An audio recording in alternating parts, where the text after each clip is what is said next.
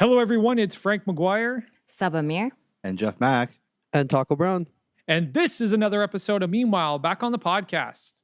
On today's episode of Meanwhile Back on the Podcast, it's another spoiler hot review.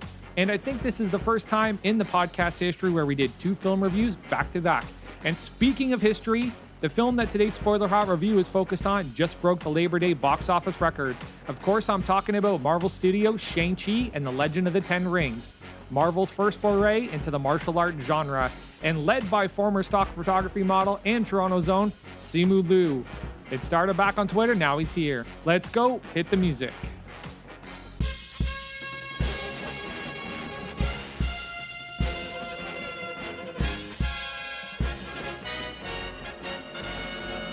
Meanwhile, back on the podcast, four colossal nerds named Saba, Chris, Christina, and Frank have set out to take on a great darkness that has enveloped the world of fandom with their powers of common sense and the strength to take on even the most butthurt Twitter mobs and insufferable comment section trolls. They fight for truth, objectivity, and nuance in the conversation and debate over fictional made-up shit.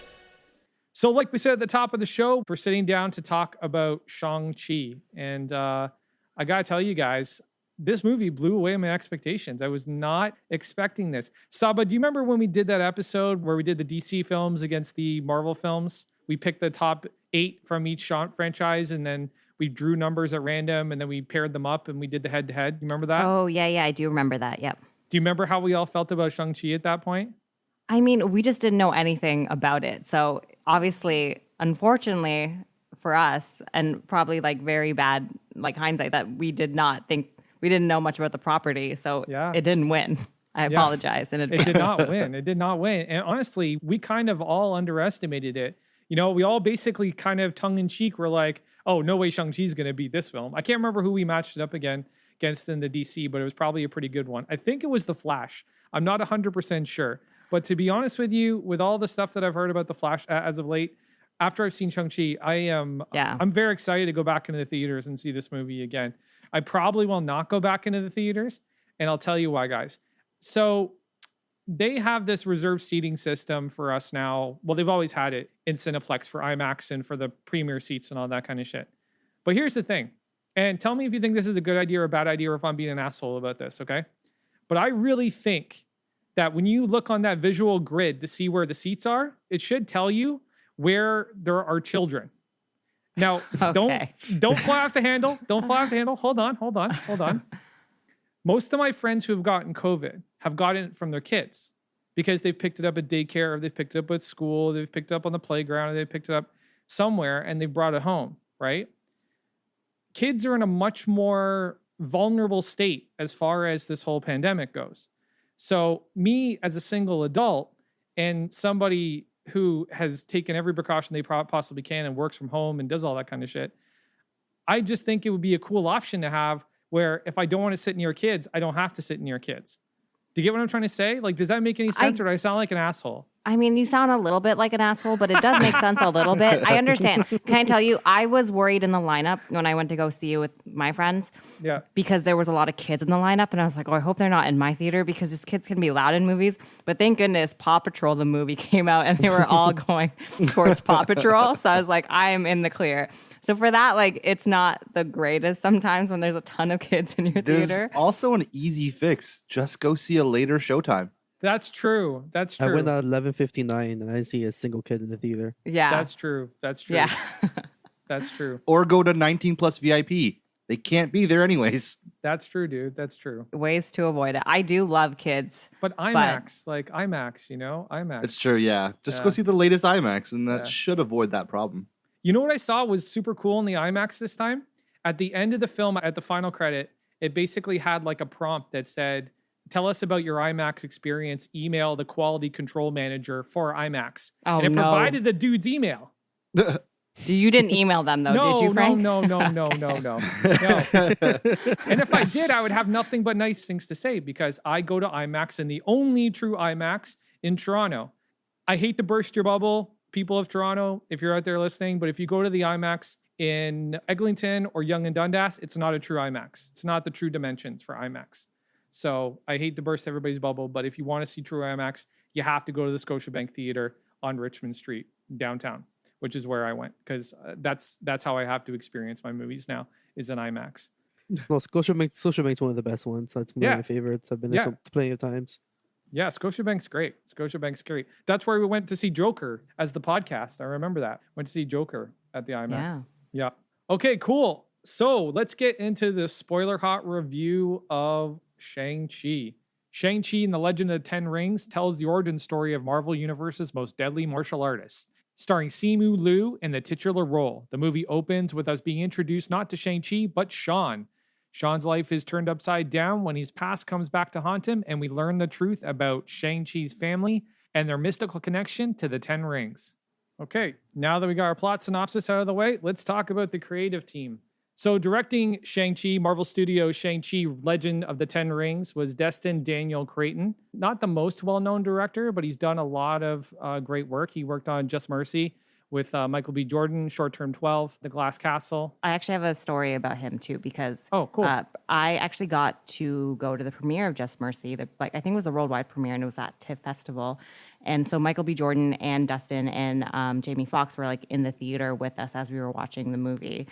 And it was beautiful, and I like cried my eyes out. And they were I was like very at the back. Like I did not have great tickets, but like there was like a standing ovation. And the next day I heard them on an interview being like, yeah, we premiered at the TIFF and we got a standing O. And I was like, oh my gosh, that was me. Like I was there. But that was an amazing movie. It's a very big departure, obviously, to Shang-Chi, but yeah, that's like my little connection to him, I guess. It's interesting. We're getting to see a lot of art house directors getting called up into the Marvel rosters, Chloe Zhao is doing the Eternals. Daniel Destin Cretton has done Shang-Chi. And Kate Shortland did Black Widow. These are a lot of art house directors getting called up into the ranks to do these films. And honestly, Daniel Cretton knocked this thing out of the fucking park. Like, the way that he directed this film and the way that he placed the camera for a lot of the action sequences and the martial arts sequences was just magic, man. Just magic. He's really an incredible, incredible talent, and I'm really excited to see what else he does down the road. So the writers of the film were Dave Callaham and Destin Daniel Cretton. Dave Callaham was the writer on Wonder Woman 1984.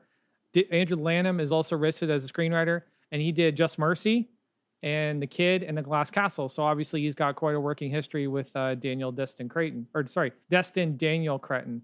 So clearly Andrew has worked with Destin Daniel Cretton a number of times already, so that looks pretty cool to be working with somebody you've already worked with in the past.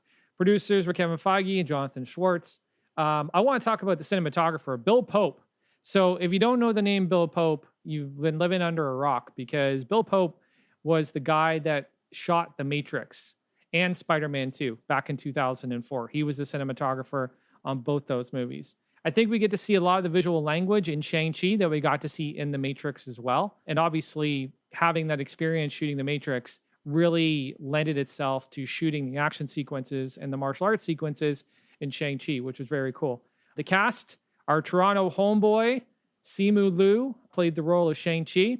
Tony Leung, he played Wen Wu, otherwise known as the Mandarin, kind of, not really. We'll talk about that. Awkwafina played Katie. Menger Zhang played Jai Ling. Fala Chen played Li. Michelle Yeoh played Ying Nang. Hua Yun played Master Gung Bo, the guy that was training Katie with the bow. Florian Matunu was Razor Fist. And DeLay was Death Dealer. And that's pretty much the major cast. They got some of the younger Shang-Chi, younger versions of Shang-Chi. And then you had Stephanie Su, who played Sue. Not a big stretch there, but yeah. All right, let's get in the ring. Let's talk about Shang-Chi. Honestly, guys, like I said at the top, my expectations were blown away. I was not expecting the film to be this good. I was not expecting the film to be this interesting. And I wasn't expecting this film to be able to stand on its own. Without the Marvel IP, this could have been a great movie. Like, you could have just had this character, and I could have just gone into this film, and they could have just told me that this was a kid who escaped his overbearing and violent and sociopathic father. And, I would watch that movie, like, even without it being a Marvel IP. Like, that's how good I thought that this film was. It definitely had some issues. But they more or less ranged with some of the choices that they made for some of the more supporting characters. The rest of the film was just awesome. The visuals were incredible. The martial arts choreography, the sequences were amazing. The special effects were amazing. The characters were amazing. The acting was amazing. I really got to give it up to Tony Leung. Tony Leung killed it, man. Tony Leung is somebody I want to see more in the MCU, and I'm kind of pissed off that his character is dead because that was one of the best Marvel villains I think we've had in a long time. He was so good and just so interesting and so nuanced and complicated and complex, like just an amazing character study, just an amazing, amazing character. Really, really, really enjoyed the film. I loved Shang-Chi's mother. I thought Shang-Chi's mother was great. I love Michelle Yeoh as Ying Nang, and I loved a lot of the supporting characters as well, some more than others for sure. But it was a great movie. It was just a great story, great writing, and the cultural aspects of this film were just insane. I tweeted earlier today, like I wanted to put out a review, but I don't want to spoil anything for anybody. So basically, what I put was Shang-Chi and the Legend of the Ten Rings equals Marvel's scope and spectacle times Studio Ghibli's wonder and whimsy times Industrial Magic's digital sorcery. That's what it was for me. It was like a crossover between Studio Ghibli and Marvel. Like all those creatures and all the mythology and all the mysticism and all that was just fucking amazing, man. Amazing. It almost felt like an 80s movie. Like it had that wonder and that spectacle to it, Like I really, really, really, really enjoyed it. Like a Jackie Chan action movie. Yes, and a lot of it was definitely a callback to a lot of the things we got from Jackie Chan, for sure. For sure. Like the bamboo scaffolding. Anytime you're fighting on scaffolding, I'm in. I'm invested. The stunt team was actually a lot of former members of Jackie Chan's original stunt crew. Mm-hmm. So that's why there was a lot of like Jackie Chan feel to it. Yeah, and I have to say, I have to agree. Tony Leung, for those of you who don't know him outside of Marvel, is a prolific actor in China, and his roles, obviously he did amazing here, and you can see, and I feel like Frank, from the way you described him in the movie, we have different thoughts of him because I mean, he's a villain, but I don't see him that way. I don't know. We can talk about this more as we get into the characters, but if this is your first time seeing him, I'm sure just like me, when you watch this movie and you see the presence that he has, all his scenes are just amazing. Even the slight things he does, it'll probably really make you want to go back and watch his previous work. And this is the first time he ever chose to take on a role that was also a father role, which is a big deal for him, he said. But yeah, Frank, I have to echo a lot of what you're saying. I really enjoyed the movie. I had expectations for it, and it really just blew them away. And from seeing the trailers, I was already hyped. I really loved that they started this movie out on subtitles for those people who are I don't want to read subtitles. I was so happy that they were okay, you're going to have to read subtitles because obviously it's Shang-Chi. You know what I mean? It doesn't make sense not to have that. Why would they just be speaking English? It just doesn't make sense. So, subs over dubs. Yeah, 100%. Subs over dubs for sure. Hashtag subs over dubs. Yeah. Yeah, let's get that trending. But I have to agree. Simu Liu was just such a good character. He had that, his fight training. Oh my Amazing. Goodness. And I hate sometimes Marvel does quick cuts when they do fight scenes. Yeah. And oftentimes, sometimes they're in masks, but he was not in a mask. He's not a lot of this stuff is him. And even the guy who played was it Razor Fist? Razor Fist. Yep. Yeah. That, oh my goodness. Even that scene. And okay, I can go on and I'll kind of stop here, but I have to say one thing that Xiang Ling, the obviously Shang-Chi's sister, damn, is she so cool. I want her to have a Disney Plus series. I want to know what she's doing. I literally think that Disney Plus would be the perfect avenue to explore that character. For sure, I can see her tying into so many things. And the fact, oh my gosh, the Underground Fight Club. Anyway, okay, I'll stop there. Jeff or Taco, you guys can go. Yeah, no, I gotta agree with everything you guys said. But the Mandarin, he was so good. I agree with Frank. I was a little annoyed that they killed him off in the end. Yeah. And wait. Let me amend that a little bit. Okay, it made sense for the story. Okay, I don't want to take that away from the writers. It made complete sense for the story. But at the end of the day, it was just a character that I totally fell in love with because of his complexity, And I want to go farther into that, later when we get into the characters as to why I loved him so much and why he was so complex. Sorry to cut you off, Taco. Go ahead. No, for sure. I could totally agree with what you just said there too, as well. It made sense for the story. The moment I heard that he was hearing voices behind the portal from his dead wife, I kind of assumed that he was either gonna die as a sacrifice in the end because he knew he's being mind controlled or he fucked up. You know what I mean? Mm-hmm. And he has to Mhm. his character in the end is probably gonna have to make amends.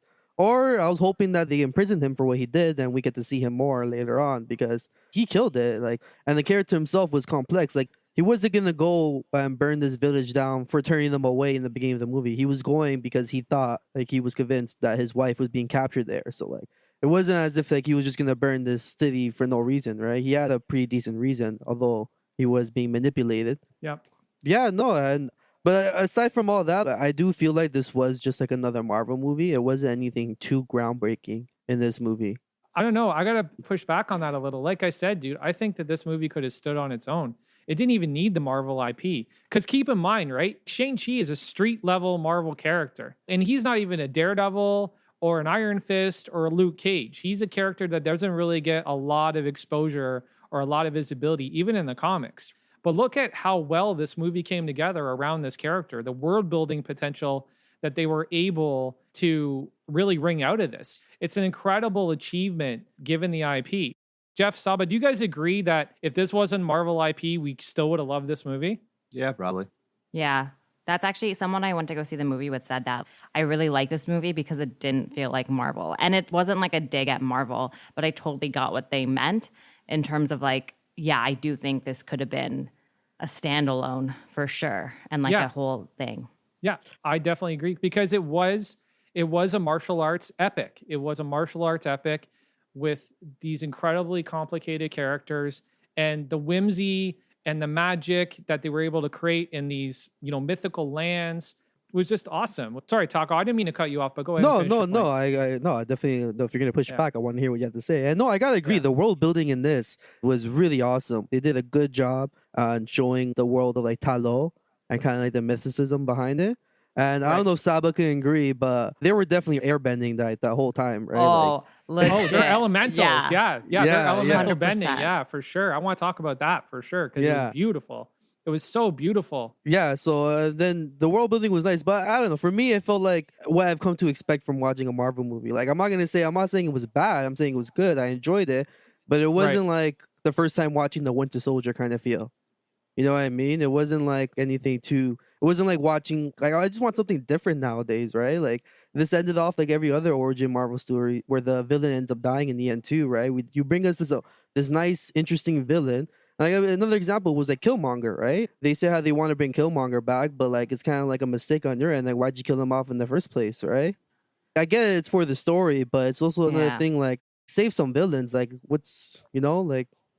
Yeah, I guess what Marvel does is they build up to the big bad, right? So they always build up and they kind of, because Tony Leung's character, his character, I mean, not only was like the complexity there, like even with the looks and that he did or the certain things he did, he just had so much swagger. Can we talk about his suits? Oh my gosh, he looked so cool in his suits. He had that white suit at one point and I was like, damn, he looks so cool. But I do get what you're saying. He is, and that's the thing. If this was just like a standalone, it would make maybe more sense. But with Marvel, they're always kind of building up to this big bad and it looking like for this phase, Kang the Conqueror. And I don't know if you guys, we can get to it when we talk about the end credit scene, if you think there's any relations there. But there's a lot. There's so much to get into on the end credit scene. We could do a whole episode on the fucking end credit scene. Real. Hotel California, all the way. There's so many spoilers in that one. I love that bit. Pick apart those lyrics right there. And can I tell you what the funniest thing is? I went to karaoke for the first time in a long time just a week ago with my friends, and we were screaming into our mics again. And when I saw that, it just made me so happy to see that on screen as well. But as a podcaster, shouldn't you be the one being like, guys, you have to have a certain distance away from the microphone to get the right sound, Like, no, I screamed into that mic. I screamed good for you. And one of my friends chose 2 Linkin Park songs back to back. Nice. And I was like, that is a mistake. Like, your voice is gone. But yeah, no, it's those scenes. That's one thing and Jeff, I feel like we haven't got your thoughts yet. Just like the levity between like the martial arts and obviously the seriousness, but with the comedy as well. Before we get into that, I just want to send a shout out to Brad Allen, who was the stunt director on the film. And he just recently passed away August 7th, 2021. So rest in peace to Brad Allen. This guy has a fascinating history. He started martial arts at the age of 10. and was competing in like Chinese circuses and doing gymnastics and boxing and martial arts. And he was one of the stunt coordinators for Jackie Chan for most of his life on most of those movies, Tuxedo, etc., Rush Hour, Rush Hour 1, Rush Hour 2. So this guy had an incredible life. And here's the thing, man. He looks like a guy from like San Diego. Like he just looks like a normal white dude, but he celebrated all things Chinese and martial arts. Like he was just really, really into it. And this guy had a spectacular, spectacular life. And speaking of Toronto, he was the fight choreographer on Scott Pilgrim versus the World as well. Oh, that's so funny. That fight choreography in that movie is that's so good. I'm glad that they had him work on that. Yeah. So rest in peace to Brad Allen, because I saw his name at the end of the film too. They kind of dedicated the film to him. So rest in peace to Brad Allen, and such a shame to lose somebody at such a young age. But yeah. Oh, he did Solo, a Star Wars story too. So all of Kira's crazy fight scenes. I can't remember what they called the Star Wars martial arts, but it had a specific name. I can't remember what it was. But anyways, sorry, Jeff. I want to get into your thoughts. Well, I went into the movie with kind of low expectations. I'm like, well, high and low. I was happy they were making this movie. I was also kind of like worried that it'd be very cringe and super Americanized Asian, you know? Right. I was glad to see that they had at least the Chinese spoke in there, because if it was just all English, like you guys said before, it would have been super weird. Yep. Like how they do with like a lot of movies like Prince of Persia, where they all had British accents, but in Persia, that made no sense to me. Also, they spray painted the lead brown every day. Yeah, so movie. that was what my worry was, but I was happy to see that all my worries didn't need to be worried. It was a great movie, fantastic all around. The martial arts was awesome. Fight scenes were greatly choreographed. Yep. It was really fun to watch like all the homages paid to like Jackie Chan and all the styles, all the fight scenes that he did before. I don't know if you guys like picked up on some of them. It was like very Jackie Chan, like the Rush Hour, the side of the building, in the bus with the jacket. Jackie Chan's like famous, like in and out of the jacket moves. Yep. Really cool stuff. Slapstick fighting. Yeah. And just using his surroundings to do everything. Like the bus scene was like, to me, was incredible. I don't know. It was probably one of my most favorite fight scenes in the entire movie. It was phenomenal. Like it was so well done.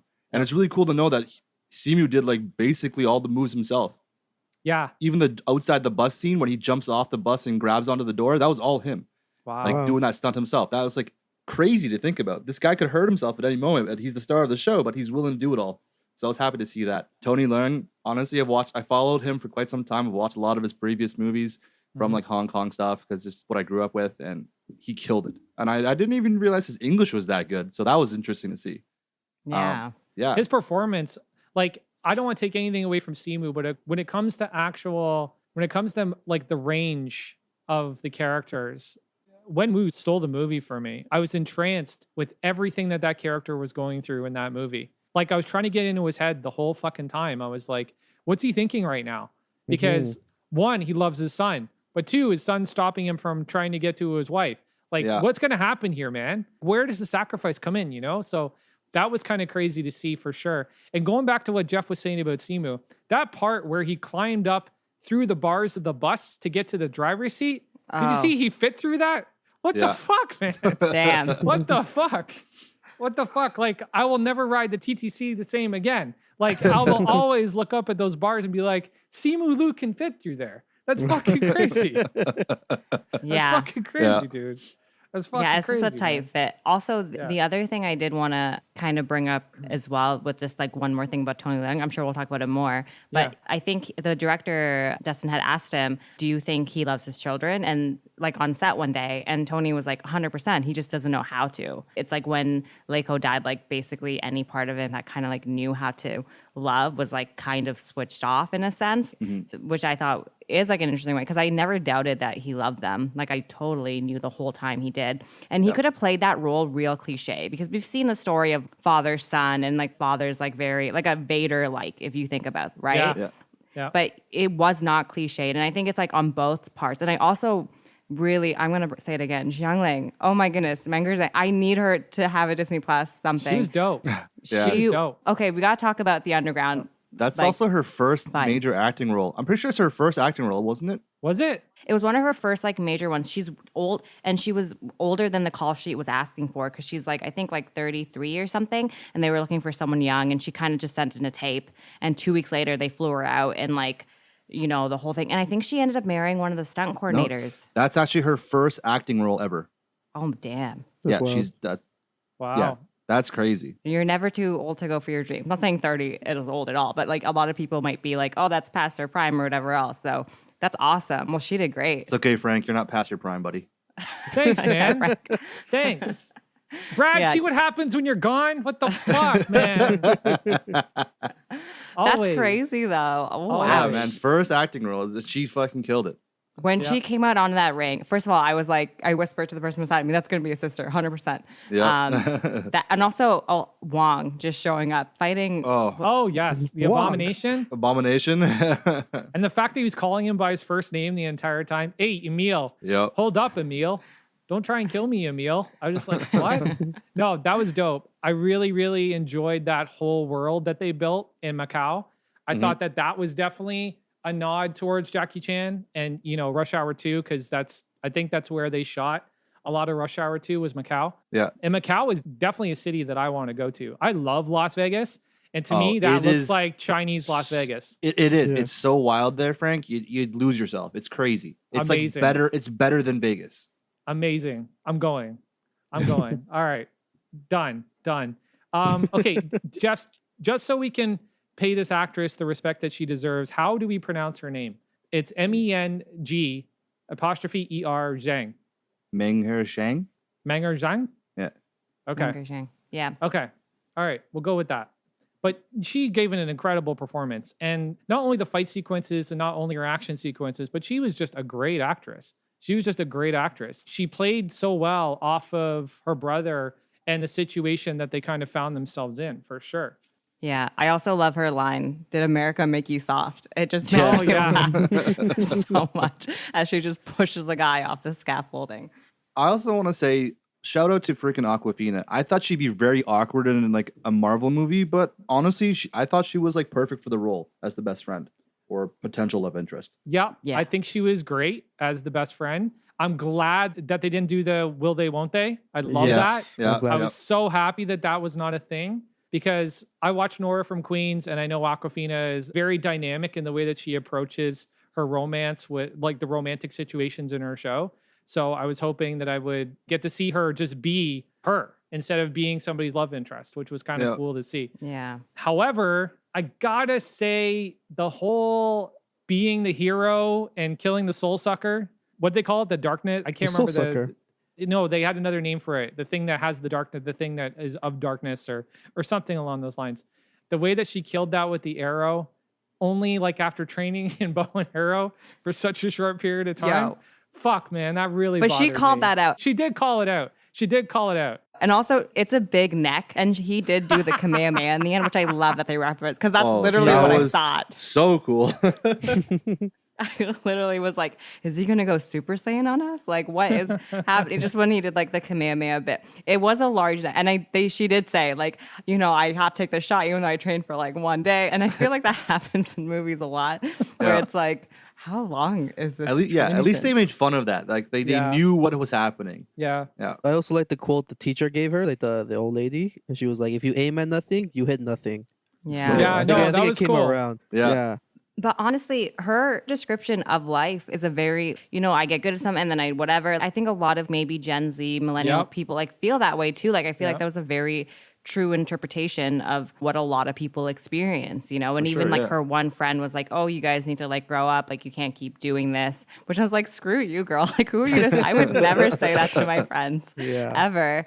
I thought that was like a pretty true representation. So Yeah, I thought that was friend's kind of toxic, dude. Right? Like, Yeah. total toxic friend, man. I gotta was say. like, yeah, she was not. But you know what? She was put in her place. Yeah, Yeah. she got wrecked in the end, which was Yeah. awesome.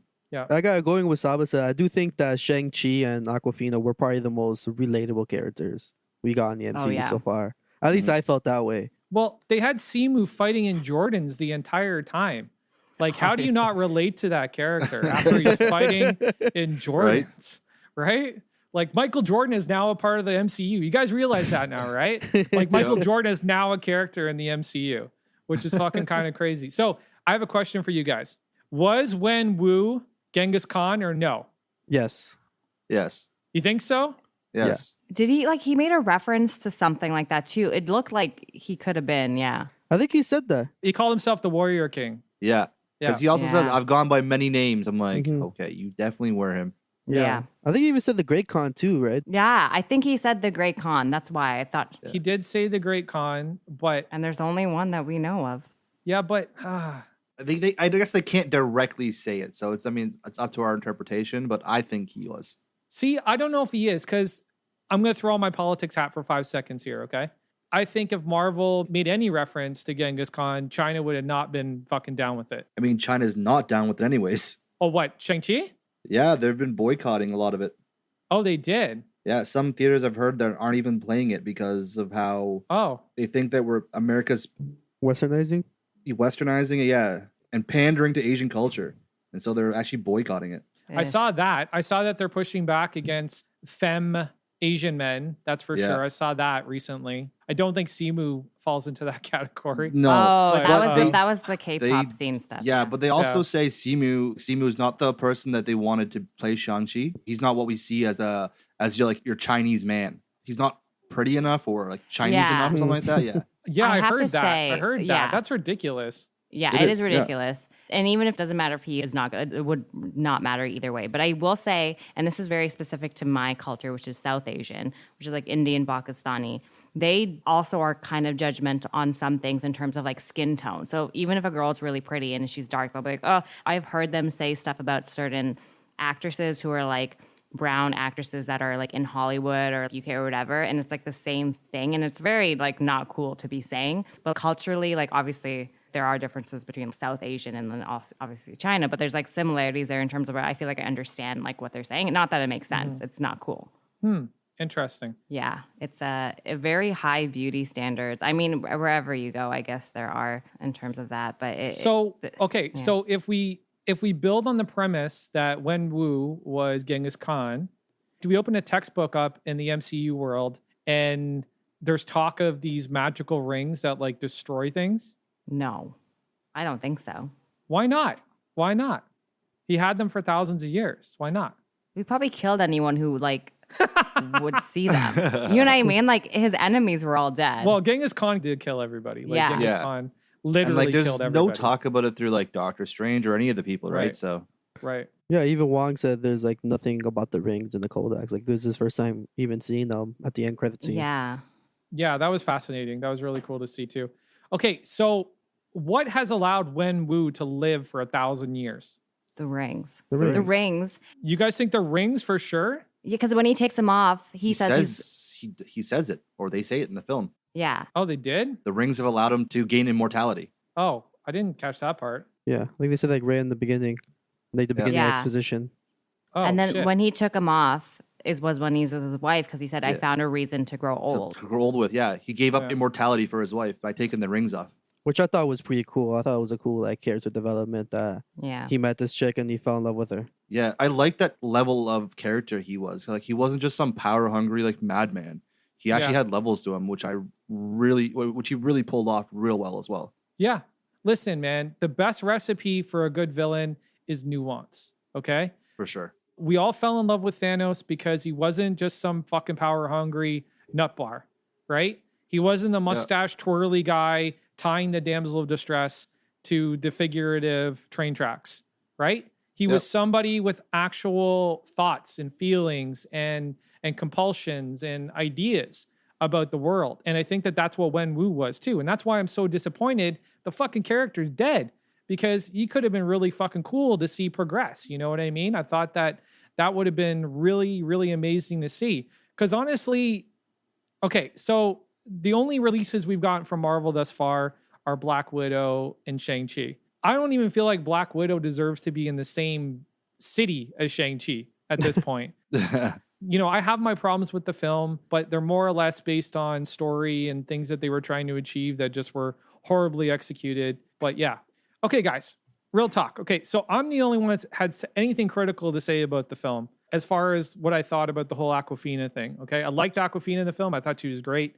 Great performance, but the whole thing with the bow and arrow situation, I think that they could have trimmed a lot of stuff that happened in the film out that I thought, and it could have been shorter and still been a very linear and very cohesive story. That would be one of my criticisms. but I haven't heard any other criticisms from you guys. So dig deep. I want to hear what you guys thought were some of the weaknesses for the film. Okay, it's not deep, and I think we all have the same one. I love Ben Kingsley. I really do. I really do.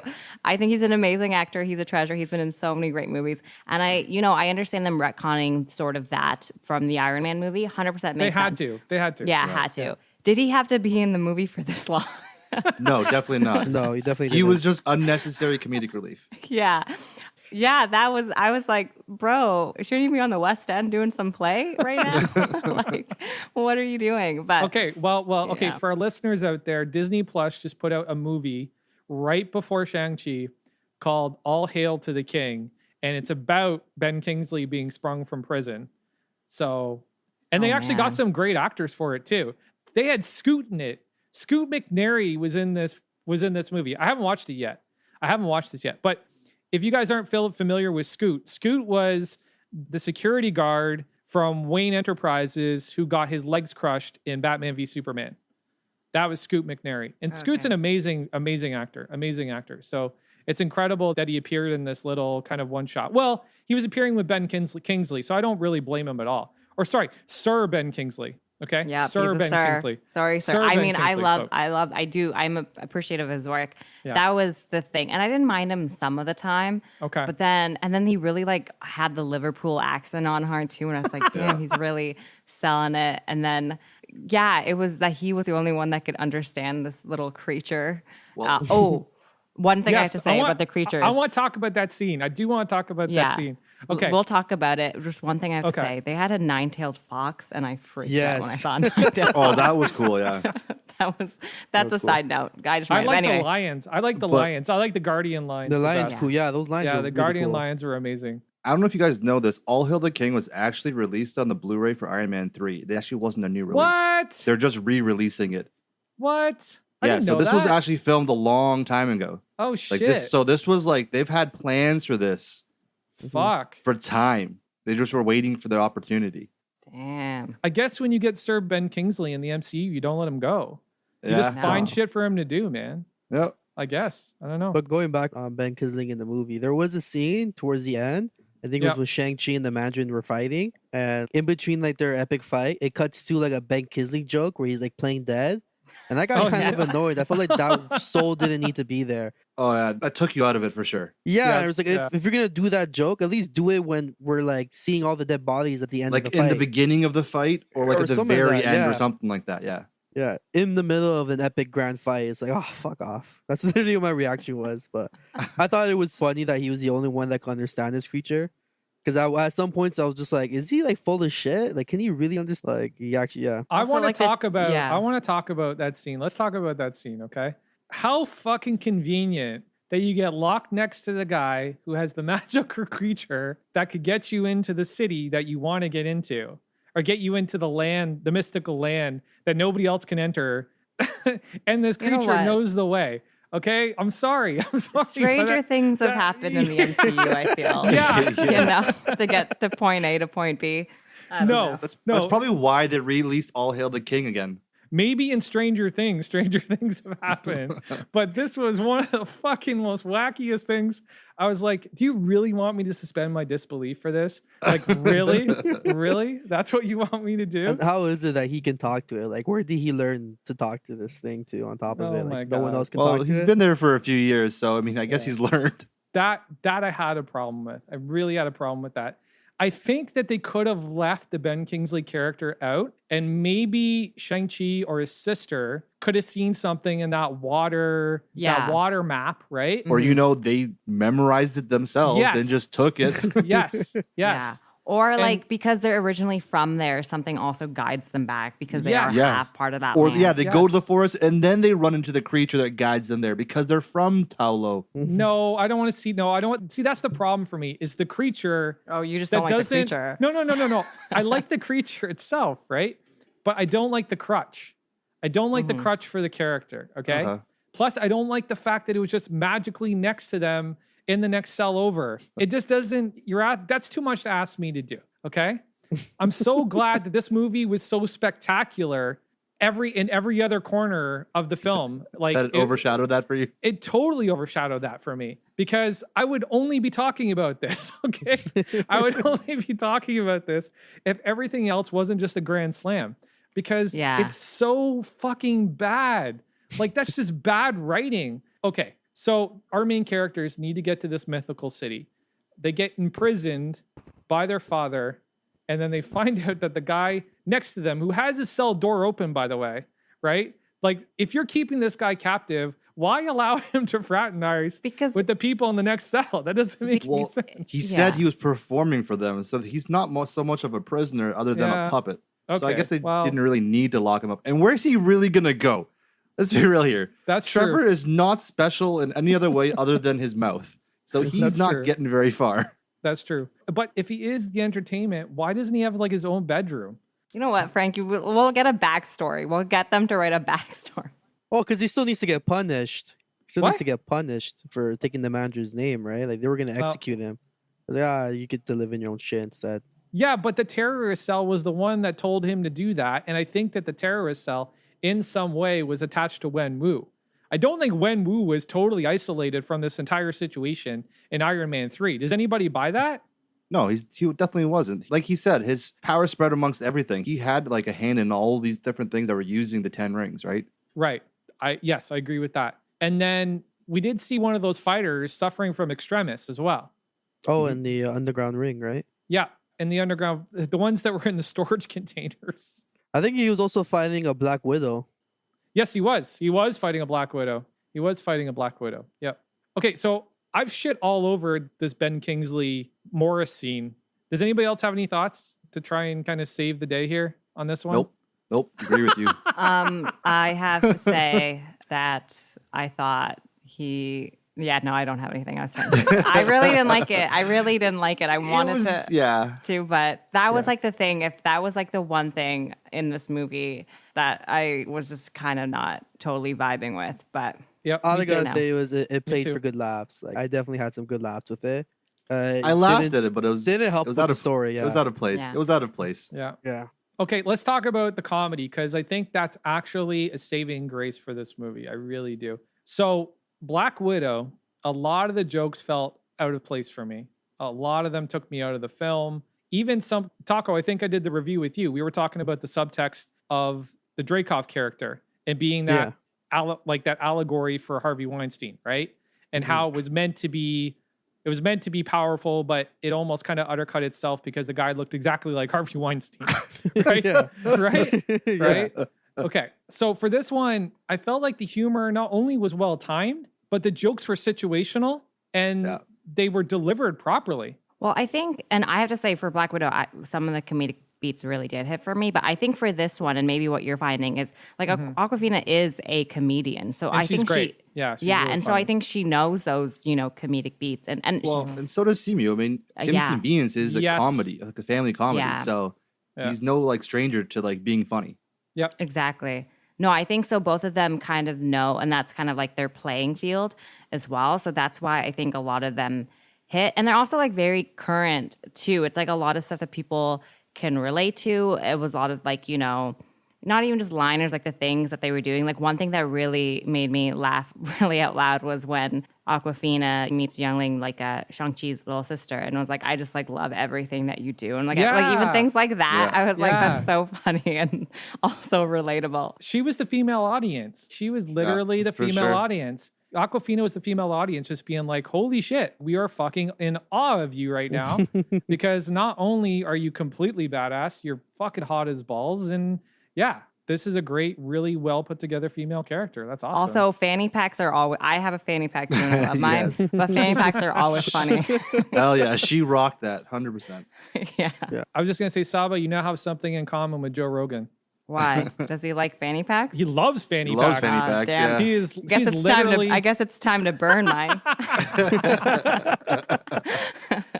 I'm just joking. I love them too much. Taco, what were you going to say?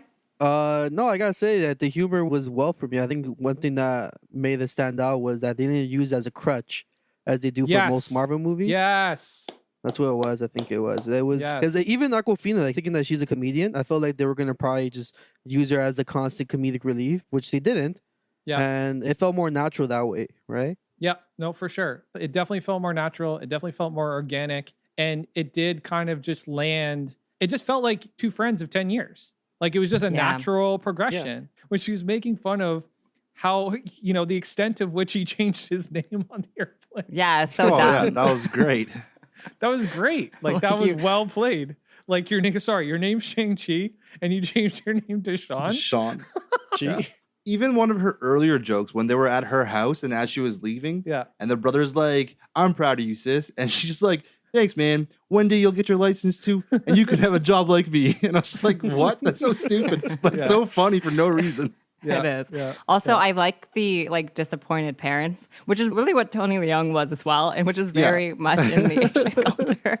Like it's just kind of there. I like when she's also talking to when she's training with the bow and arrow for that one day, and she's like, I just heard what my mom said, and she's like, stop being such a mooch, or like get off your butt and stop being a stop mooch or being something. such a mooch. Yeah. Yeah. I don't know. It was funny. It was funny. And I don't know if you guys know this, but Aquafina and Simu have worked together before on Nora from Queens. And the episode is so fucking funny. It's about Nora's grandmother. It's like a flashback scene. And Jamie Chung plays the grandmother. And Simu Liu plays Garbage Boy, which ended up being Nora's grandfather. Because Oh, they tell no. the story of how they met, but he's called Garbage Boy the entire time. And he's shirtless throughout the entire fucking Oh, that's so funny. Of course he is. Yeah, He's that shirtless is the it is entire funny. episode. Oh, man. one thing I will say though for Aquafina, because she did have some serious parts, like serious, like sort of moments of levity, which I think she delivered really well. And if you want to see one where she's still funny, but sort of like one of her best dramatic roles, which is The Farewell. Oh, I want to see that. I want to yeah. see I want that. to see that too. I Yeah. cried. It was just so. Oh, I'll cry for sure. Yeah, it's very emotional, and she's so good. Because sometimes when you have a comedic actor, you don't know if it's like, oh, it's like what they're they're just good at jokes. But I often find like comedic actors really like kind of transfer into dramatic roles like very well. Yeah. Like comedy is not easy to do. Yeah. So- Robin Williams, for example. Yeah, Robin He Williams. Oh, is yeah. the first one that Yes. comes to my mind. Yeah. I actually didn't Yes. think Kevin Hart could do it, but I just watched one with him and Bryan Cranston? Bryan Cranston, and I was like, "Holy crap!" I haven't was- watched that one yet. It was good. Ooh. I'll have to watch it. You know what? I'm kind of mad at Twitter going off to Aquafina a little bit because like they've been talking that she kind of uses more of a black kind of dialect. What? Yeah. And all I gotta say to that is like, have you never seen Aquafina before? Like, is this the first time you've met her? Is in Shang-Chi? Because honestly, that's the way she fucking talks. She's from Queens, New York. Like that's how she talks. In everything I've ever seen her, she's got this very unique voice and this very unique delivery. And I've never heard her change it for anything. That's just how she is. Go to Jamaica, where the Asian population is huge, and they are very much into the black culture there. Yeah, I don't know. So I've kind of heard about this. I have to look more into it. I did research because I do know her voice can sound different, and sometimes she accentuates it for certain things, which I guess for comedic purposes. Mm-hmm. I think it's not something bad to address because there are people who kind of lean into that as like a accent of choice for many reasons. I don't know. This is something that I will have to look more into before I have like a fully formed opinion on it. Sure. I have to say. No, you know what? If somebody in the black community has a problem with it, then they have the right to obviously share their thoughts and feelings. I've seen Aquafina in roles over the last 7-8 years. I think the first one I saw her in was when she was part of that girl sorority in Neighbors 2. I don't know if you guys saw Neighbors 2, but Yeah. with Grace No, I haven't Moretz. seen it. Yeah, with Chloe Grace Moretz. It's Mhm. it's kind of funny. It's kind of funny, but it's also kind of not as good as Neighbors 1. But yeah, what can you do? But if anybody out there likes Aquafina and they haven't seen Nora from Queens, definitely watch Nora from Queens. It's great. It's actually really, really good. So I definitely recommend it. Okay. So when they enter Ta Lo, I don't know about you guys, but I felt like that moment when I can't remember her name, fucking slap me in the face for this when you see me. But the main protagonist for Spirited Away, when she kind of enters that new realm, that new dimension, that wherever she was. Oh, When Sin. Sorry? Oh, her name gets changed to Sin, but Right. it's a Chico. Chichiko. Oh man, I'm forgetting too, but it's around the lines of that. But yeah. But I just felt like this, it was just so transformative. That world was just so amazing and beautiful and colorful. And Wuxia.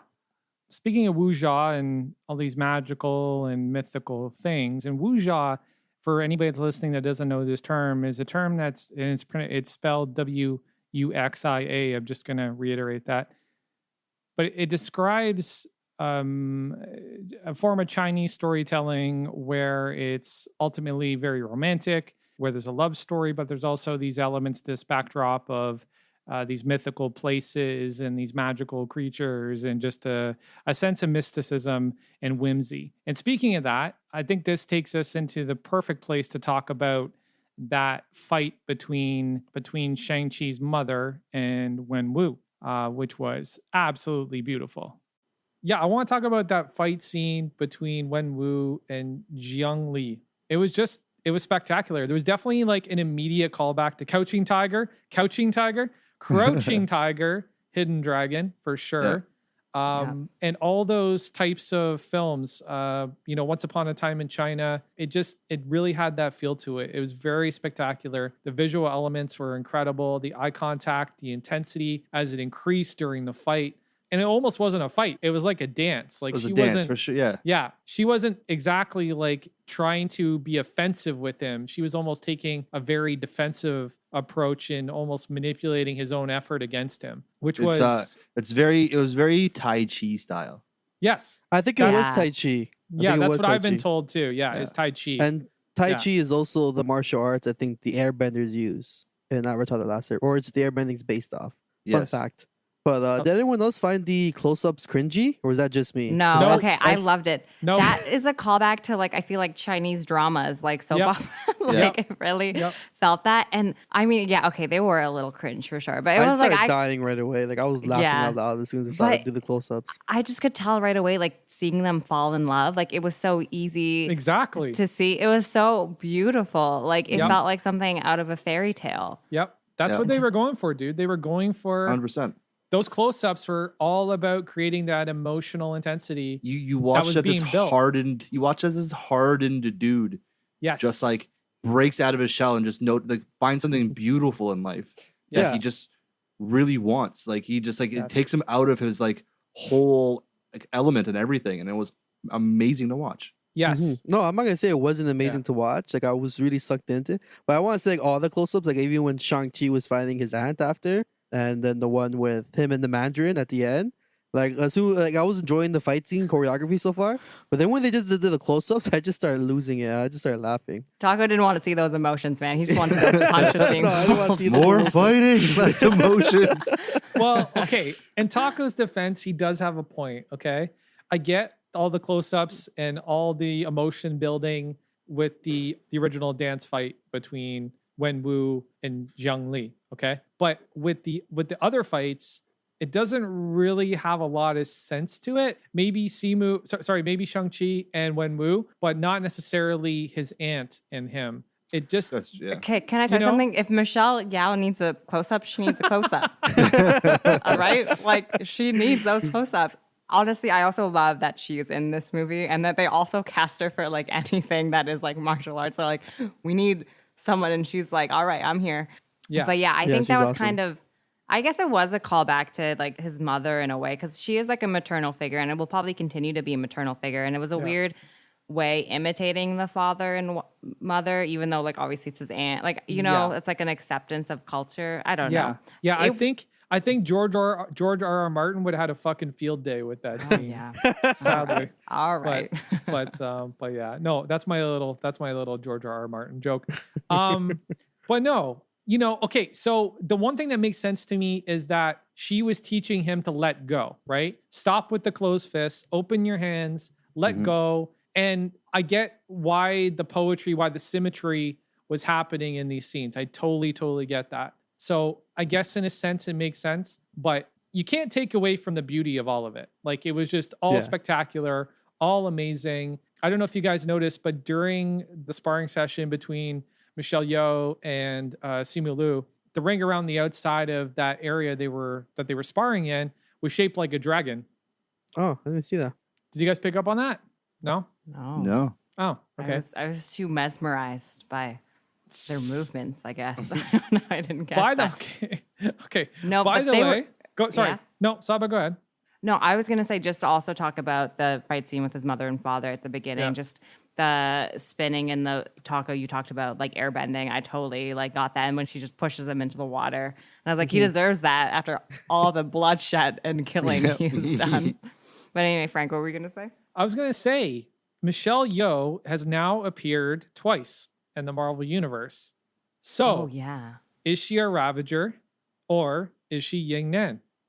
No, she's in a different dimension. She's like that's a different one. We You have know a what I mean? variant. We have our fucking first MCU variant. I was just waiting for Yeah. everybody to say that. I was just waiting for them to say it's in a Yeah, different yeah. dimension. We have our first MCU variant. Think about I'm it. down. Yeah. Think about it. We have Yeah, our for first sure. because she was a Ravager. She attended the funeral of what's his face? Yondu. Yondu, right? Yeah. Yondu, the greatest father figure in the MCU. Yeah.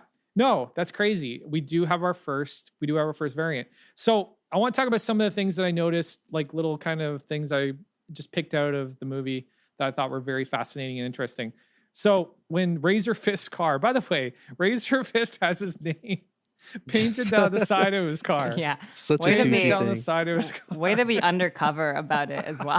Like Right. you could never send him on like a spy mission. I heard his name and all I could think of was Taserface. As Yes. Yes. Yes. Taserface. Yes. And you know Taserface, if he had his own ship, he'd have fucking Taserface right down Oh, the side of it. 100%. It'd be For all sure, over. right? And yeah, For sure. 100%. And you have a vanity plate. It would say Taserface on it. We need a spin off. We need a But- spin off now. Taserface and Razorfist traveling No. across the universe. No, but Saba makes an excellent point. The guy is supposed to be part of this clandestine assassins organization, and he has his fucking name painted down the side of his car. Doesn't make a lot And of he's sense. drove it to the compound. So like if Yes. anyone's trying to like track him, say, hey, we Yes. know the Mandarin's like little sidekicks Yeah. Razorfist. So if you see like just trail that guy. Like Yeah. Yeah. No, hilarious, right? Hilarious. And by the way, do you guys know that Florian guy was in Creed 2? He was that giant Russian. He was Drago's son in Creed 2.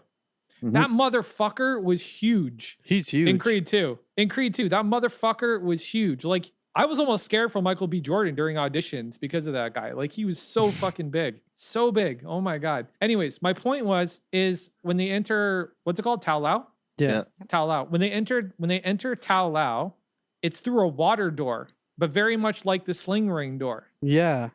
Yeah, that was really cool. right? It's like a water door, which was kind of Yeah. interesting. So I don't know if they intended to do that, if that's like a nod towards something to kind of differentiate the dimensions or differentiate the spaces or whatever it is. But instead of like the sparkly door, we got like a water door, which was kind of cool. Now, I've seen connections between water and dragons before. I've seen it in Spirited Away. So what is the connection between water and dragons? Does anybody know? I think, well, in Spirited Away, it was more that like, you know, the river had a spirit, like a river spirit. And that one, obviously, it was like, you know, hidden because people had gone over the river. I think maybe, and I don't know, Jeff, if you might know, like culturally, that there are like spirits within like different sort of things in nature. Yeah, there are like water spirits that Are they dragons? like I don't remember if there were dragons. I just remember there being water spirits. I don't remember if they were the form of dragon or not. okay. Because I know like when I was younger, we were on this boat and like we had to pay tribute to like the water spirits by like tossing like red packets off so like they'd keep us safe. Red packets. What do you mean red packets? Like red pockets. You know those red pockets in Chinese New Year everyone gets? No, I've never seen those. I'm sorry. Oh, okay. So yeah. basically during Chinese New Year, the elders give all like the young people like these red packets with money in Okay. it for Okay. good fortune. Okay. It's just like a traditional thing. Very cool. So when we were on this boat, we were like tossed. We didn't. I think some of them had money in them and other things and like wishes and goodwill things that we tossed them off into the water to basically christen the voyage. Okay. Yeah, but I don't recall it being a dragon per se. Copy Yeah. that. I think they just did the dragon because it's cool in Yeah. this case. Yeah. And dragon. Dragons play a huge part in like Chinese ancestry and everything, right? So Of course. Yeah. And So that's that- definitely that what just this makes movie sense. was about too. It was a lot about was a lot about ancestry. Like that was definitely one of the themes that kind of permeated throughout the entire film was this line of ancestry, you know, like his connection to his father's connection to living 1,000 years, and also that he gets to connect with his long lost aunt at the end there for that final battle.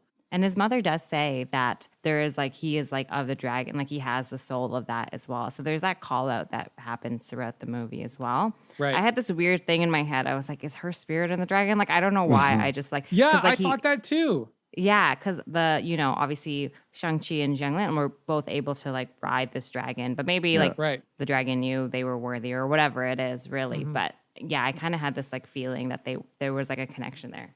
Yeah. So I just looked it up, and it says that Chinese dragons are strongly associated with water and weather in like their religions and stuff like that. So it actually does relate back to like very cool tradition and stuff like that.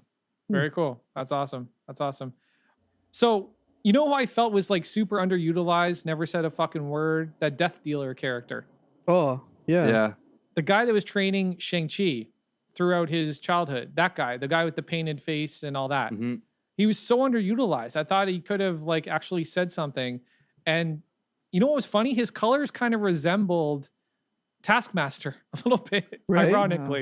Ironically. Yeah. Right? Yeah. I thought we were going to get a face reveal or something. Yeah, I thought we were going to get a face reveal too. I thought so too. And honestly, I don't know if you thought this too, but I almost felt like I saw a woman's eyes. I almost felt like that. Maybe, yeah. I don't know. I would think not woman only because it seems like Wenwu didn't really employ a lot, but it could have been. Yeah, but that character. Good point. I mean, the introduction to that character, of course, was first obviously in Macau. Yeah. In that fight ring, and not in the fight ring, but like during that fight, and the style. I mean, you can tell like, you know, this character for Shang-Chi has there's a lot of built up aggression, understandably. Definitely. I would also feel the same way if a person repeatedly beat me down. Yep. Well, why I don't think it was a woman is like Saba said that Wenwu didn't really train women like that. Like didn't even train his own daughter. He wouldn't even train his own daughter because that's not what he believed in. So definitely wasn't a woman, in my opinion. Yeah. But it was weird though. Like I felt like Shang didn't really get the retribution he wanted against him because his soul was taken instead. Right. So I thought that was kind of lame. I was hoping for like a final fight between those two at least, like something small where like Shang just like finally kicks his ass and then like moves on with that. Yeah. Yeah, it was definitely disappointing because he seemed like a well-trained fighter, and like there was probably more they could have done with him other than just being like the lead lackey. Like Razor Fist had more important role than him. That's true. Yeah, and that's weird because like Wenwu obviously really believed in him, Death Dealer, to have him train his son. So yeah, I don't know. Yeah, no. Underutilized character for sure. Yeah, no, that would have been cool. Like even like on the scaffolding scene, I thought he's gonna do so much more than that. Like it was very short. And then Shang just gets like the upper hand, almost kills him, but then whatever happened, then his dad shows up. That was kind of lame. Just to sell toys, I guess. Yeah. Dealer's action figure. He's an interesting toy, that's for sure. At like face value, he's an interesting toy. Anybody who's out there collecting statues or action figures or whatever, like he's definitely has the aesthetic to want to go up on your mantle at some point. If you're a nerd, if you're a super nerd, you want that shit on your mantle for sure. But yeah, you were talking about the scaffolding scene. So let's get a little bit deeper into that. I almost felt like the action sequences, especially within that sequence, everything was like super seamless. Oh yeah. It was super well done. I was almost under the impression that they did it on the side of a building. Like, I didn't even feel like there was a green screen there. I didn't feel like there was anything technological there. It was almost like, I don't know how much practical element went into that, but it was a lot. Yeah, for sure. I think the scene too, the standout for me was when Aquafina was hanging on the bamboo stick. Like that actually had me on the edge of my seat there. And then the little over-the-shoulder camera angle, him running towards her, was really good. Did anyone else play the scene in their head from Rush Hour at that point? Yeah, Chris Jackie Chan goes, bamboo, very strong, don't break. Yeah. It really was such a shout out. And that, like, anytime, I don't know, I feel like with any sort of martial arts movie, like fighting on scaffolding is a must. You know, it's just such a great, and the way that it was done here with also, like, you think that his sister's left and she sort of like comes back and she's like, you left me for dead. And she's like, well, now you know how that feels like. Like, I feel like that retribution she got was very short and very That was a good sibling-like. moment. That was a good moment. Yep. very accepting. Like you don't really apologize. You just kind of like are like, okay, let's move on from this. That's some brother Yep. and sister pettiness, though. You know what I mean? To just leave your Yeah. brother for death and just come back. Like, yeah, it's because you did it to me. I don't know Like- the official name of that weapon she was using in Tao Lao, but I wish that was like her weapon the entire movie because that thing is fucking awesome. I want to see that shit happen more often. Which weapon? The one with like the mace weight on it and then the knife at the end of the rope. Like, I don't know what you call that, but I wanted to see more of that. Is it like a rope dart? That's not a rope Yeah. dart though. Yeah, The Isn't it one like a like, kunai? yeah, it was like basically a what? Oh, Like a kunai on a string. Sure. I don't know what it's called. Yeah, I don't know. I it's have like no idea. it's like what Scorpion had in Yeah. It's like what Scorpion Yeah. uses. Yeah, it's like a Yeah. kunai on a string. But it has a counterweight on the other end that you Yeah. can hit people with, right? Yeah. It's like the one from what's her face? Go in Kill Bill, right? Kinda. Yeah. Oh, that was cool Yeah. too. That one Yeah, was yeah. gnarly. Yeah. No, but I think it would have been cool if she had that weapon like the whole time and then upgraded to the dragon scale version later on instead of just having that weapon at the end. I thought that would have been a cool choice, but what can you do? But let's talk about the 10 ring soldiers. I wasn't a fan of the lightsaber sort of technology around their blades. I thought that was kind of lame, to be honest. It didn't really they didn't really demonstrate any extra destruction to it. Like there wasn't any sense that it could do anything more than just a normal blade. I don't know if you guys got that too, but like I Yeah. kind of felt like that was over the top. It was just more of a visual thing. It was underwhelming from like it was just like Yeah. for show almost. It felt like they set it to stun too. It wasn't even like on lethal mode. It was like on stun mode because every time they hit someone, they just get tasered. Yeah. And they look like fucking riot police. I wanted them to look like ninjas, like straight ninjas, like not the body armor and all that kind of crap. It just kind of felt like riot police to me. Did anybody else get that kind of feeling? Yeah. Yeah. There wasn't even a lot of them either. Like when they went to go invade Talao, you had like at least it felt like 20 people. I mean, it looked like 20 people, but then when they were all tied up and everything, it looked like more. So it was confusing. The numbers didn't add up. And they had guns. They had machine guns on top of those trucks and they never fired a fucking bullet. Yeah. That was weird. That was definitely weird. But yeah, no. Okay, so let's talk about the final sequence, the final scene in Tao Lao. Again, we talked about the mystical creatures and all that. Did anybody have a favorite mystical creature? Because mine was definitely the guardian lions. When I saw those things come to life, I was like, holy shit. I was like, those things are fucking amazing. Like you see them outside, you see them outside temples, Buddhist temples and stuff. But to see them come to life digitally, that was fucking crazy for me. I thought that was really dope. Did anybody have a favorite mythical creature? The QB, the nine-tailed fox. Nine-tailed fox for me as well. That Really? thing was awesome. Okay. Yeah.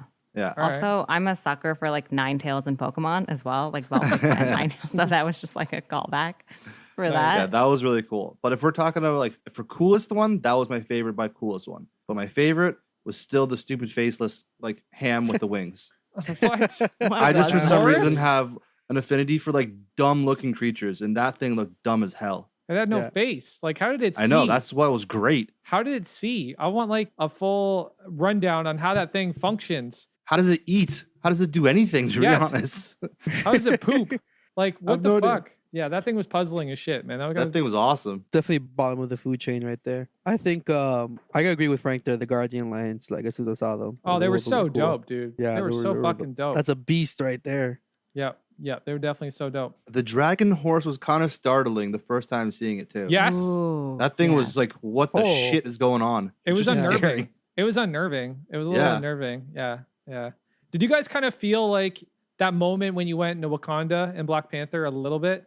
I mean, Like it's a like little this- bit of like mysticism, like this is crazy, like out of this world, kind of. Just like this, this world inside a world. This, what I Yeah. mean? Like, yeah, I definitely got that feeling. I get the same feeling. Like for me, it's like when you watch Jurassic Park for the first time and you like see all the dinosaurs and the music starts playing. Mhm. It's like that for me. It's like when you like go into this world and you're like, oh my goodness. Oh, we didn't talk about the soundtrack. Just side note.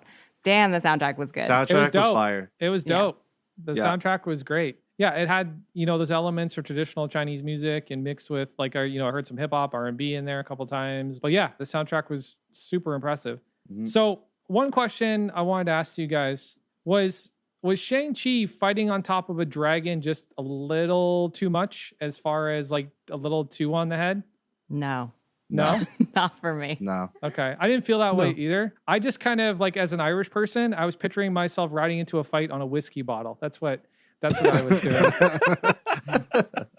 That's kind of like the equivalent for me. It's like if I was riding on a whiskey bottle into a That's your cultural icon right there. Symbolism. But no, I thought that scene was really fucking cool. I thought the whole dragon was amazing.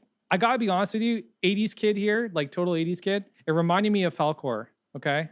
And nobody knows what I'm talking about except for Jeff. What, the never-ending story? Yes. Yeah. Thank you. Oh. Taco saw Saba, you haven't seen Never Ending Story? Okay, so my little cousin was really obsessed with the beginning. So I've seen the beginning song like 10 times. I have not seen the whole movie. I will watch it one day. Don't hate me. I don't know. It came out. When did it come out? Oh, like 80, 86, 88. Okay. 84. Yeah. I think. Well, Is it I 84? know I haven't.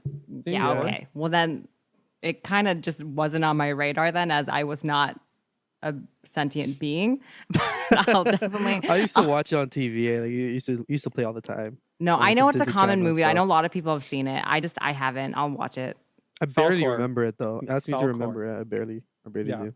Okay, so Shang-Chi's father has rode up to this gate with his army and he's trying to bust it down and he's letting out all these soul suckers. So what I want to talk about was this whole exchange of the rings too. And I want to talk about because there's a lot of different colors that are going through these scenes. And I think that these colors are very significant. And I want to get your guys' take on this. So when the Dweller of Darkness is sucking down souls and he's gaining all that energy as they're dropping souls into his mouth, his stomach and his throat are turning purple. Did you guys notice that? Yeah. Do you know who else was using purple energy in the MCU? Thanos? Agnes. No. Agatha Harkness, Yeah, Oh I my called her goodness, you're Agnes. right. Okay. right? Yeah. And the Darkhold.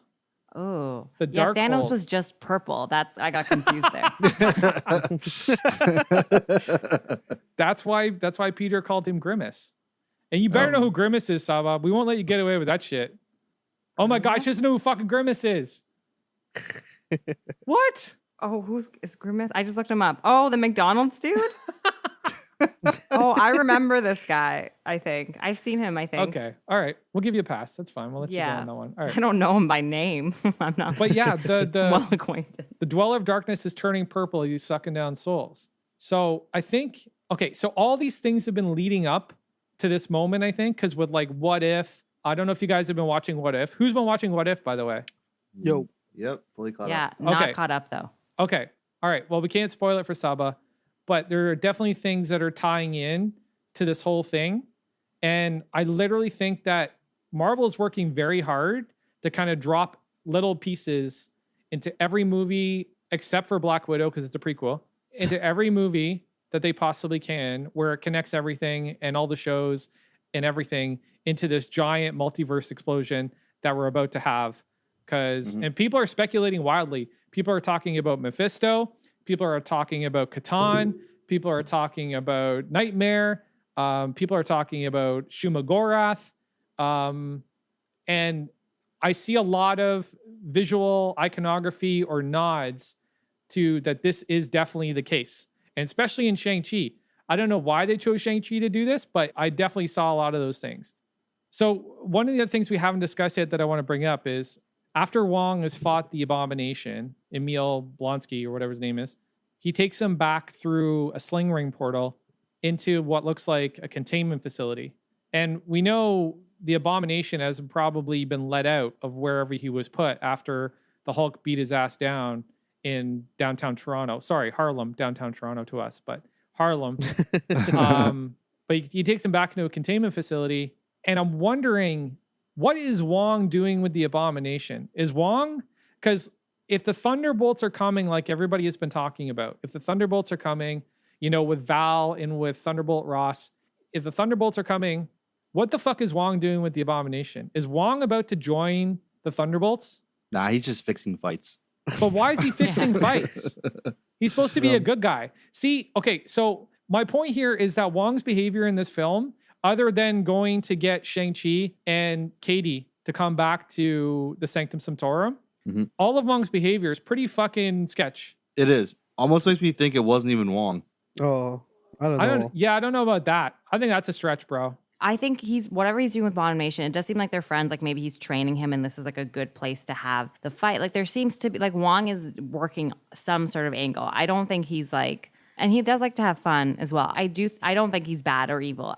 he definitely is doing things that we don't know about. And I think we will probably hear more about, because even when, this is like the Spider-Man trailer, we see Wong is like off going somewhere in that trailer. It's like, hey, don't do anything. Like he's definitely like working something. Yeah. I think he's just like working more closely with the Avengers than like even Strange maybe, right?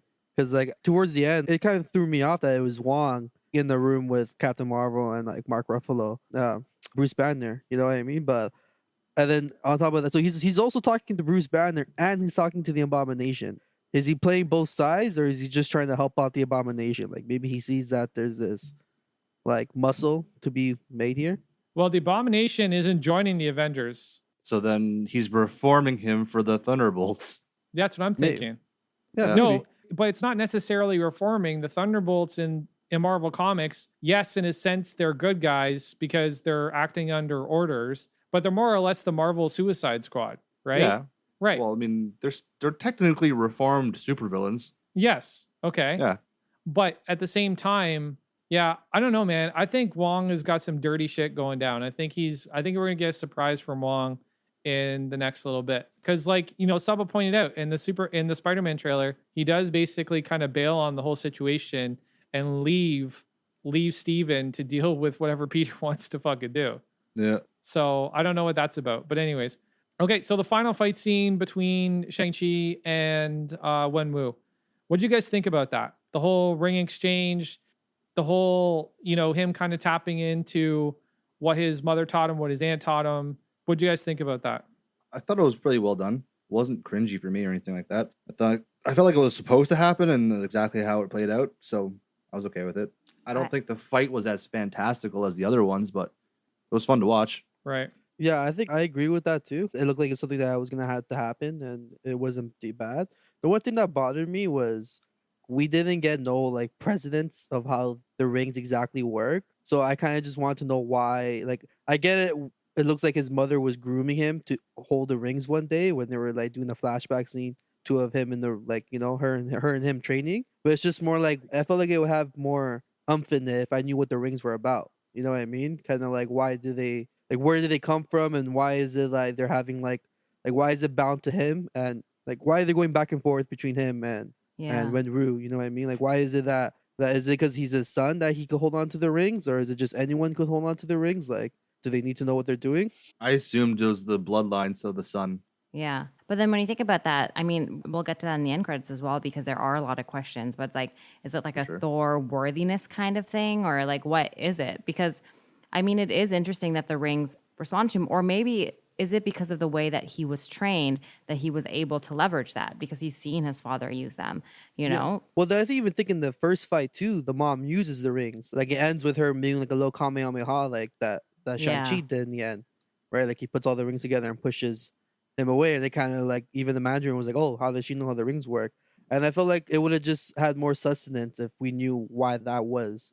I think they don't even know yet, like 100%, because they've changed it, right? The original, like Frank in the comics, that's not the rings. They've changed it for the movie, they're right? changed. Yeah, they're completely different. Yeah, they're like an alien. They're like an alien technology, and they go on your fingers, and they each have like a separate power. They're not necessarily infinities. Like they're not anything close to Infinity Stones, but they're an actual alien technology. They're very different in this sense. And they said like it predates the 1,000 years that Wenwu had them for, like by a long shot. So yeah, there's some questions that need to be answered. Yeah, which I think ties into the Eternals too. I think the minute that they took this back to ancient China, I'm pretty sure that they tied it back into the Eternals as well. Again, this is what Marvel does. They build these roadmaps where all roads lead to the Avengers or, some sort of big team up at the end or something along those lines, right? So I think that's kind of what they're doing with this. We talked about the whole Cyan moment with Shang-Chi destroying the Soul Sucker, but what was with him floating in the air and all that? Like, that was kind of weird to me. Was he floating? I thought he was falling just slowly. Well, he was falling slowly, but at the same time, he was doing all these gestures and movements, and I didn't know what was happening to the creature. I had no idea. I assumed it was wind shit that was holding him up in the air, like his mom or aunt. Maybe. I think it was probably the power from the rings, like him pushing them down and they're holding him up, kind of thing. Yeah. But weren't the 'Cause- rings inside the creature? Yeah, he threw it into the creature's mouth. Right. Yeah. Yeah, Yeah. I don't know. Well, I think with Shang-Chi's character, obviously he has power from the rings, but he also has power from his mother's line and Tao Lo, which we don't really know the full breadth of either. True. Yeah. So Sure. I'm okay with kind of suspending that part of the movie. I'm still not Mm-hmm. okay with suspending Ben Kingsley's part. Does he live there? Is he now in Tao Lo Yeah, forever? well, He's yeah, now is he he's Tao Lo forever? definitely okay. Are you leaving Tao Lo if you go into there? No. No, I'm not No, leaving. no. Sorry, mother and father. No. You'd have a pet. You'd have a pet nine-tailed fox and It wouldn't be a whole nine. pet. We'd be companions. wow. wow. Go on journeys together and travel the Wow. world. Okay. Saba Okay. the nine-tailed fox. I've read about people like you on the internet, Saba. So. Okay, hello. And I'm not going for the furry route. Let's not make it about that. Anyway, the end credits scene. I do like the precursor scene to the end credits scene where they're like telling their friend like everything. Oh, that's it's great. happened. Oh, it's great. Oh, that was great. That was great. That was so good.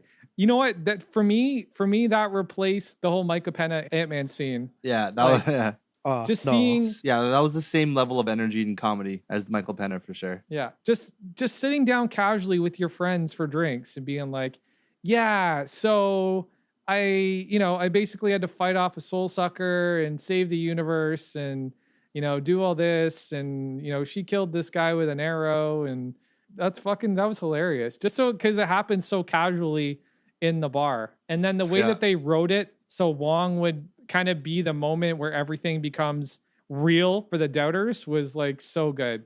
Was so good, dude. So good. I like the part where when they enter the portal, they look back and everyone's staring at them. That made me laugh. Yeah. That was good. That was good. All right. So this end credit scene, what the fuck is going to happen in the MCU? So there's these rings. There's multidimensional Sony supervillains. There's the Deviants. There's these Eternals. There's goddamn, like what the fuck? Like, can anybody even start to think about what's going to happen now? No, I just threw like a long shot. I'm like, they're signaling Galactus. Yeah, That's it. where I'm going for. That's what I'm Why going for. why would these little rings signal Galactus though? I have absolutely no idea. That's honestly just a long shot I threw out because I have fucking no idea. I have to say, I was more with Frank in terms of the Eternals connection with the Deviants and the Celestials. Yeah. As well, like just something along that lines because they are a beacon, and there was like some people who were like maybe they're from the future. Like that's like another thing that was I saw it and I was like, ooh, that would be interesting in terms of like Kang the Conqueror and like that timeline. But I don't know how they would be Signaling transplanted to the Kang, past. that'd be weird. That'd be interesting. Yeah. Yeah, and we haven't even talked about Kang. Like, where the fuck are they taking the MCU? This is nuts. Right. This is nuts. There's Kang, there's Loki, there's Sylvie, there's the Eternals, there's Spider-Man, there's Oh yeah, and they screw some stuff there. right, and there's this clown car of fucking Sony villains that's about to drive up and unload all this Sony IP that we haven't seen in X amount of years, so we can get reacquainted with it. Yeah, dude, I don't know where the fuck they're going. I don't even know if they know where they're going. Right. Yeah, I really love watching like the threads like tie together in the end. Like this part of like being a Marvel fan is like so hard because you're like, what is it? And I mean, I love theorizing. I have to say that, okay, this is one thing. Bruce is like now Bruce again? I was to say that. That Let's was so talk about small. that, It's yes. like that's huge. He's back to being Bruce after being Smart Hulk for Professor how long? Hulk. Yeah, Yeah. yeah. So How? Why? I feel like it could just be as simple as Mark Ruffalo didn't want to be in a mocap suit for a 5-minute scene. that could Like be that's it. where I want. That's what I want to think. Like, There's no way. They're very thorough with their stuff. There's no way that Yeah, they wouldn't let him get as away simple with that. as That's that. true. No. Yeah. They paid him. They'd pay him enough to Hulk out. Let's be real. There's no way he's like, oh, I don't feel like it. No, Yeah. that can't be it. Yeah. Yeah. If it is, that's such a cop out. But it's also expensive to just do the Hulk, right? Like you're gonna have to put a lot of budget and just CGIing the Hulk there for just for like not that, even for like, that Yeah, 1 but minute, like- I Yeah. think they have the budget for it. maybe. Yeah. But his arm is still mangled. He's Yeah. still recovering. But did you guys notice on his what was it? His left hand, there's like a little wristlet with like a green light on it. And I'm I didn't see wondering if that. that's a device to kind of control. Yeah, he's wearing a The device Hulk. now. Yeah, Maybe he's wearing a device to control the Hulk. So he's Hmm. now a Power Ranger? Like what? Yep, that's it. Yeah. Hulk mode activate. But I can see why he wouldn't want to be huge Hulk. That's a hard way to live life. Like bathrooms aren't made for your size. True. Doorways, taking the subway. You know what I mean? Like, True. it's just And not there's no easy. I way- guess so, but he seemed like he came to terms with it in Endgame. Like he was just like very Yeah. proud to be that. So I don't know. Maybe he can't find a woman that can handle him, so he has to fucking put back Okay. down. Always. She-Hulk, like that's happening, right? His That's his sister? cousin. His cousin? Sorry. Are they gonna make it his cousin in this one though? Yes, dude. I don't know. I mean, Well, they- I think they- even if they can change the Mandarin and Shang-Chi's father, they can do anything, right? well, I think even in the Incredible Hulk with Edward Norton, like he could even have sex with Betty Ross because he just Hulk out, like his heart monitor was like beeping. Beep, beep, That's beep, true. That's true every too. time he I was trying to remember have that. sex. I remember that. That was definitely a running joke in the Incredible Hulk for sure. I don't know. I feel like it could just be as simple as they didn't want to spend the budget on the Hulk, so they just made like another like side story off it, maybe. Or maybe they're even going back on Professor Hulk. Maybe they don't want Professor Hulk. Maybe they want Big Raging Hulk. Well, we know that they did this end credit scene for one reason and one reason only, is to tell us that there's something significant about the rings. And the rings were literally just introduced into the MCU. The rings have never been discussed before as a weapon. They've been, an organization. The 10 Rings have always been an organization, but now we know them as this weapon. And that's the only reason this end credit scene exists, is to tell us that there's something significant about the rings. And Captain Mhm. Marvel, Carol Danvers, she confirms that there's nothing alien about the technology. There's nothing alien about the metal. It's not vibranium, as Bruce says. So nobody knows where they come from. But Wong does confirm that they are older than Wenwu, correct? Yep, he does. Yeah. Well, dude, I don't know where the fuck we go from here, because I saw connections to Agatha Harkness. I saw connections to the Darkhold.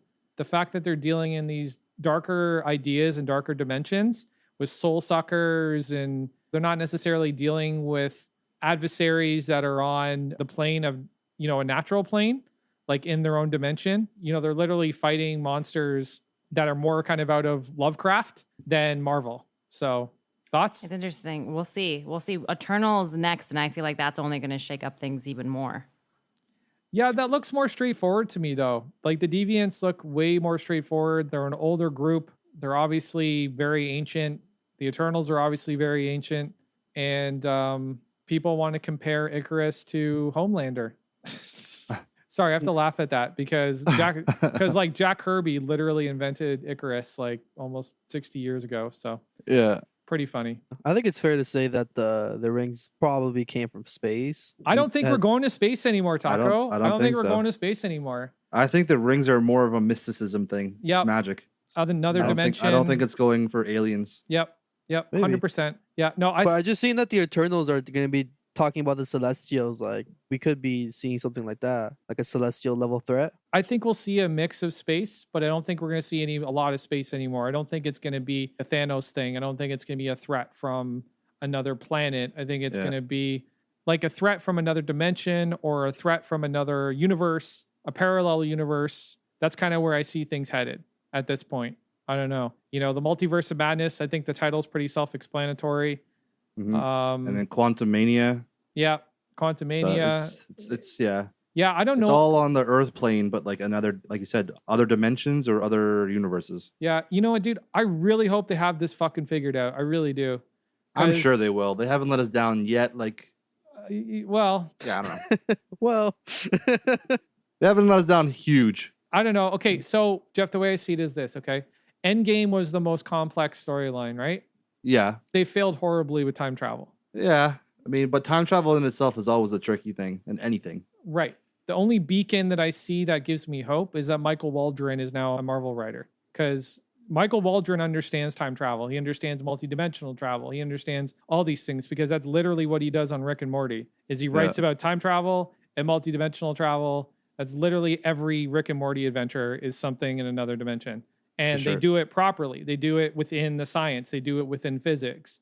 And that's one of the biggest complaints we got about Endgame was that it didn't hold true to those things. So I don't know. I guess we'll wait and see. So before we go, one more thing. Was this or was this not the perfect opportunity to reintroduce Iron Fist? No. no. For me, no, because No, I that feel would like, take away. yeah. Okay, but what about the mythical land of Kung Lung? They could have planted that seed. No, maybe if it was an end credit scene, then fine. But anywhere in the movie itself, I would think it would take away completely from everything this movie has accomplished. Okay. I do feel like, does Tao Lao have comic book history? Was it Yep. in the comic books before? Yep. Yeah. Yep. So I don't know. I did feel like Tao Lao was like a substitute for Kung Lung. Like they kind of have the same kind of mysticism. Like it's a city that only opens once every like couple hundred years. It kind of had that same grounds, but I don't know. I think Marvel like learned with Iron Fist. I don't think it's gonna be. It would have definitely taken away from this movie. Like this was Shang-Chi, and then to have like another martial artist, like master kind of thing with an Iron Fist, it would have been like either they wouldn't have done a good job with it, or they did too much of a good job that you probably would rather see that character than Shang-Chi. Yeah. I think it's safer to just have it separate and leave them out of this one. Well, I hope they're coming back with them. That's what I gotta say. So, okay, guys. So before we wrap, Jeff, out of 10, what are you giving Shang-Chi? 8.5. Wow, I thought it'd be higher. Taco? I want to say 7, but because Shang-Chi had the poster of the Warriors in his bedroom, I'll give it an 8. Oh my god. Okay. So it comes down to the little details like that. Saba? Oh, I'm probably like an 8.5 as well. Maybe Okay. closer to a 9. This is a really great movie. I really enjoyed it. Okay. I'm an 8.5. It probably would have been a 9.5 if we didn't have that Aquafina arrow moment. It just didn't earn it for me. That's all. You got to It earn would have those been a moments. 9.5 without Ben Kingsley for me. Wow. Yeah, that's actually. Wow. Okay, it. you know what? It would have been a 10 without Ben Kingsley and the Aquafina. And the moment for Aquafina me. arrow? Yeah, okay. Yeah, yeah. Because like not necessarily Ben Kingsley himself. I love Ben Kingsley. Like Saba, no. she loves Just Ben the Kingsley character. too. No, the moment. Trevor was unnecessary. No, Trevor could have been in there. I'm okay with that. The only problem I had was this whole idea that they wanted me to accept that they were imprisoned next to Trevor, who had this mythical animal who knew the way to Tao Lao and could get them there without being hurt or get them there safely. I just didn't buy that shit at all. And like I said, I think if they had them see something in that water map or whatever the fuck it was that their father couldn't see, that would have been really cool. Or if they both saw like a piece of it and then they got back into the room and they start talking, and they're like, oh, I saw this. Well, I saw this. Oh, okay. Well, we both have both pieces now. Let's put these pieces together and let's go find this fucking place. That would have been cool. Yeah. That would have been cool. But we get a mythical creature with no face and no anus that cannot eat or poop. And yeah, so what can you do? At least we didn't get the father's actual name from the comics, so that's all good. Yeah, that was good. Well, I don't think that's ever going to happen again. I think that's kind of run its course, dude. That's never going to happen again. I hope Yeah, not. yeah. And they're probably going to change the name of the dragon too at some point, I would say. Probably. Yeah, it's too culturally inappropriate. So Yeah. but we'll see what happens. Okay, folks, thank you so much for joining us for this spoiler hot review of Shang-Chi and the Legend of the Ten Rings. We hope you enjoyed it as much as we enjoyed recording it. Before we leave you, though, just a few reminders. Our Nintendo Switch giveaway is still running and will be open to register until October 1st. So be sure you register today. You don't want to miss your chance to win a free Nintendo Switch. It's super easy. All you got to do is head over to solo.to/meanwhilepod. You can register from there. And from that point, you'll be taken to our online challenge page where you'll be given the opportunity to earn entries. The more challenges you complete, the more entries you get. The more entries you get, the better your chances of winning.